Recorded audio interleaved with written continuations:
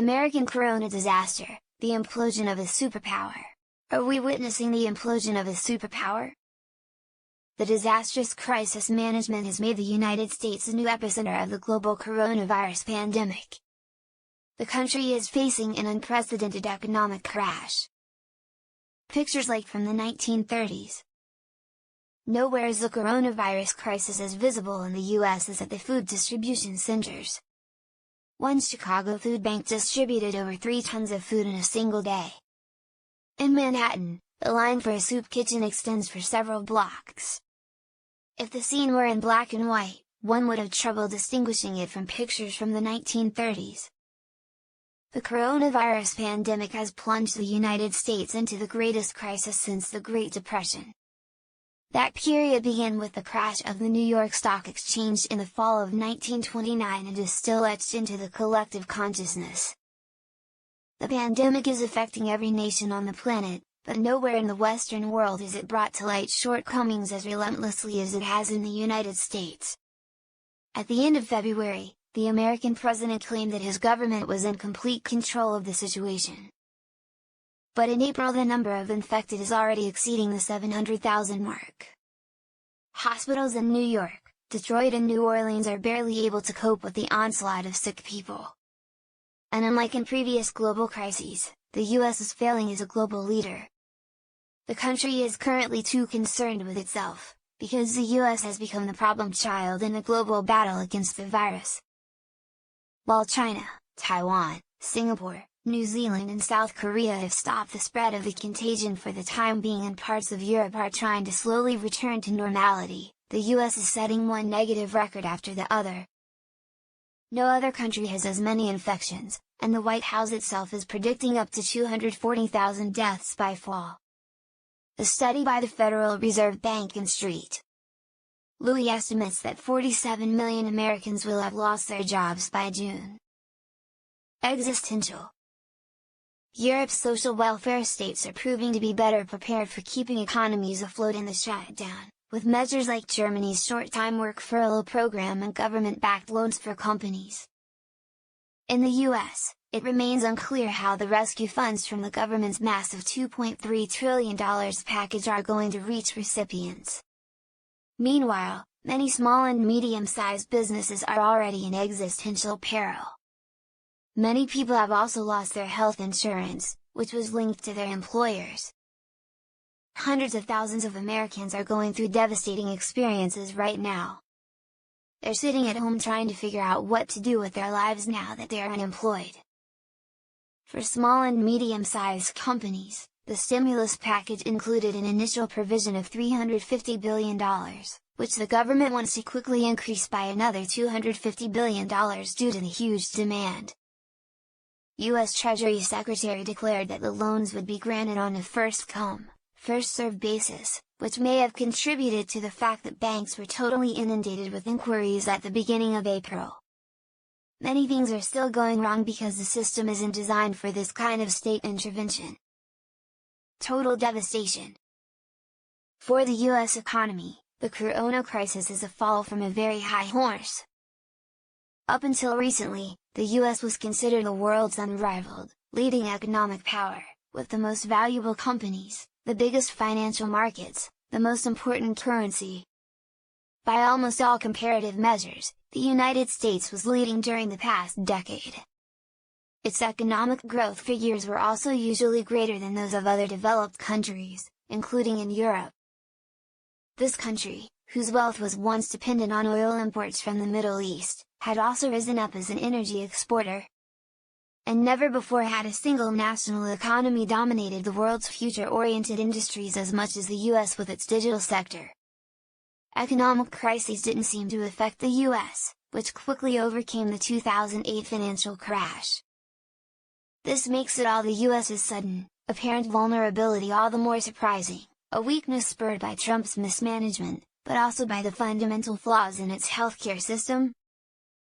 Overnight, the economic well-being of the country stopped being dependent on the adaptability of its companies and the financial power of its government, but rather on the number of intensive care beds available. The end of American economic dominance? Some economic scientists expect the COVID-19 recession to be deeper in the US than in many other industrialized countries. Recent forecasts estimate that its economy will shrink between 4 and 7% when calculated over the entire year. A growing number of economists are also losing hope that the collapse will be followed by a swift recovery. According to one analysis by Deutsche Bank, many companies and households will at first save money to pay off debts they have accumulated in the crisis. Analysts at the bank believe this would result in the economy taking not a V-shape, but a U-shaped curve, meaning the collapse will be followed by a period of stagnation before growth starts again. New York University economics expert Nouriel Roubini believes even that is optimistic. He has recently begun speaking of an I scenario, a vertical, nearly uninterrupted decline in the economy, without any recovery in sight. Some economists fear that the corona crisis could spell the end of American economic dominance. Harvard University's Kenneth Rogoff argues that, even though we shouldn't underestimate the US's ability to creatively overcome adversity, it is unclear if it will succeed this time. He says that the pandemic could prove to be the greatest threat to US leadership and primacy of the dollar since World War II. So will the virus put an end to the country's superpower status? Doshi, the Washington political scientist, believes that if the US proves itself incapable of leadership, global power relations could shift in favor of Beijing. Government played the pandemic crisis down. The president played down and tried to suppress the crisis for months. But the pandemic is also exposing weaknesses that existed before this government's election. A healthcare system that fails the very moment when it is most needed, and a financial system that is unrestrained during boom times, and unimpeded when it crashes. Above all, however, it has revealed a democracy that has forgotten how to compromise. Is the world witnessing the collapse of a superpower? The end of the American era has often been evoked, but the signs of crisis have never been as clear as they are now. Although the virus began its spread at a market selling exotic animals in Wuhan, China has become the first country to contain the pandemic. It is now airlifting simple, but nevertheless scarce products to the US, fever thermometers, masks and protective gowns. A shift in the balance of power? The airlift from Shanghai to New York is a gesture of solidarity, but also a smart PR move. The image of Beijing providing relief to the US the way it would to a developing country is intended to demonstrate the shift in the global balance of power. The American patient is being cared for by the strict, but kind Chinese doctor. The Americans' urgent need for help is most visible in New York, the country's largest city, where hospitals are in danger of collapsing under the weight of the pandemic. Why is the disease hitting the city so hard? It quickly becomes clear that what is most lacking is government leadership in the form of central coordination. According to a survey of its members by an association representing 42,000 New York nurses, around 85% have already come into contact with COVID patients, but almost 3/4 do not have access to sufficient protective clothing. Doctors and hospitals had teams working around the clock for weeks now to source personal protective equipment. Some hospitals are currently spending several $1 million each month from their own funds to fight the pandemic. Doctors say it is still unclear whether the federal government will step in with aid. The US actually ought to be very well prepared for a pandemic. In 2018, almost 18% of the country's gross domestic product flowed into the health sector, a total of $3.6 trillion, 3.3 trillion euros. But the American healthcare system is enormously expensive and highly inefficient. The wealthy and people with good jobs often receive excellent medical care. But a lot of that money goes into the coffers of pharmaceutical and insurance companies. That is now being exacerbated by political ineptitude. It's going to be just fine.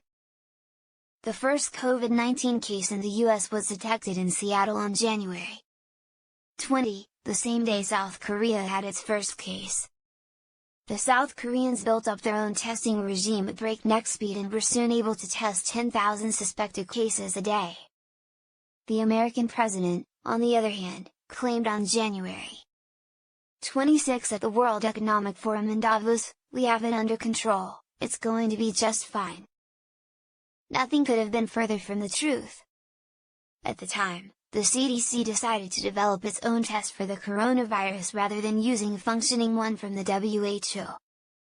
The test quickly turned out to be faulty, and as a result, weeks went by without anyone being able to determine how widely the disease had already spread in the US. On January 30, the WHO warned of a possible global coronavirus pandemic. In early February, some state governors began requesting help from Washington, mainly in the form of protective clothing and ventilators from the Strategic National Stockpile. The National Reserve was set up in 1999, overseen by some 200 employees at several secret locations. But the reserve has never been properly replenished since the H1N1 pandemic, the swine flu of 2009. On February 5, Secretary of Health and Human Services Alex Azar requested $4 billion from the White House to order supplies needed in the battle against the pandemic. But Azar didn't get that money because Trump's advisors still considered warnings about the virus to be exaggerated, and the president obviously feared that bad news would send stock prices plummeting. Trump also refused to make recommendations for dealing with the epidemic. On February 25, Mardi Gras celebrations in New Orleans reached their climax, with tens of thousands of drinking and partying merrymakers winding their way through the city's streets. Much like the apres-ski bars in the Austrian town of Ischgl, which was one of the main infection corridors that brought the disease to Germany and other Western European countries, the carnival celebration was the ideal breeding ground for the pathogen. Jefferson Parish County, which is close to New Orleans, has more deaths per capita than New York City. And like almost everywhere else in the US, it is hitting people at the bottom of the socio-economic ladder hardest. Even before the pandemic, Americans living under the poverty line were 5 times at greater risk of disease than wealthy people. In the US, health insurance is often obtained through a person's employer, meaning their healthcare protection is directly tied to their job. People working in low-wage sectors like waitstaff, cashiers or parcel carriers are often forced to get their own insurance. But that insurance is often too expensive, especially considering that the current minimum wage in many US states is $7.25 an hour. It's no wonder, then, that the pandemic is affecting a disproportionately high number of African Americans, who on average have incomes 25% lower than those of white Americans. African Americans are also more likely than average to be employed in jobs where working from home isn't possible and the risk of infection is high. The hour of need. Many presidents rise to the occasion in their nation's hour of need. John F. Kennedy led his country through the Cuban Missile Crisis. George W. Bush listened to the advice of experts during the financial crisis of 2008. But Trump doesn't see the virus as a way of overcoming partisan rancor. On the contrary, he appears to view the virus as some kind of personal insult. One of the reasons the pandemic is hitting the country so hard is that no one appears to be able to hold the president back from his whims. He has systematically removed independent thinkers and experts from the White House and the government. Trump has systematically bled the government dry and has failed to fill many important positions in the government, or he has dissolved them altogether. In one particularly disastrous move, he abolished the pandemic task force in the National Security Council that was set up after the Ebola outbreak in West Africa, dropping unemployment in the US. When the US slid into the Great Depression in 1929, then President Herbert Hoover tried to keep the nation happy with one-liners. He said the debate about the economic crisis was hysterical and added, "What the country needs right now is a good big laugh. If someone could get off a good joke every 10 days, I think our troubles would be over." But Americans soon lost interest in the president's slogans and started looking at the hard economic facts. During the fall of 1932, the US had an unemployment rate of almost 24%. Economic output fell that year by 12.9%.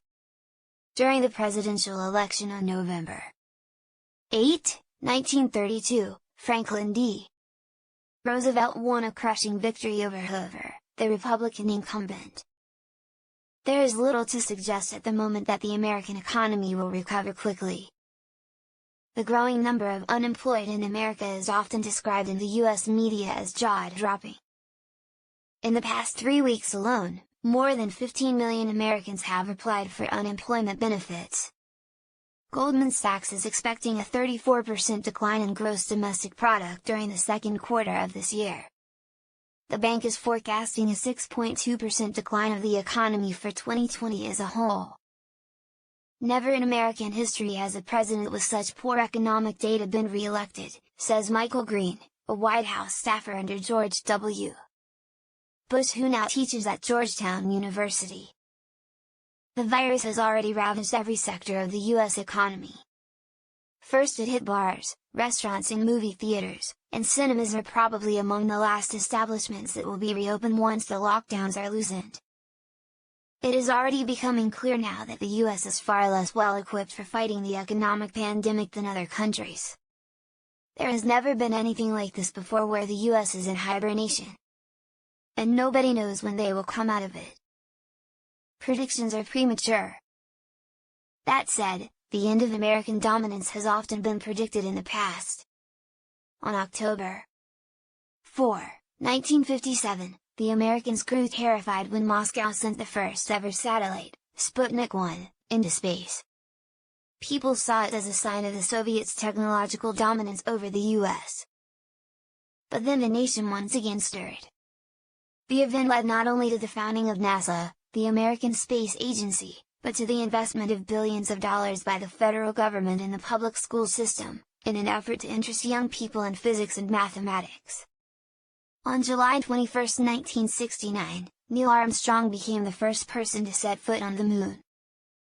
There are now signs that the US is coming to its senses. Most Americans are, even without orders from the authorities, exercising social distancing from each other, thus ensuring that the virus spreads more slowly. A clear majority of Americans are now in favor of the US government providing responsible healthcare insurance for American citizens.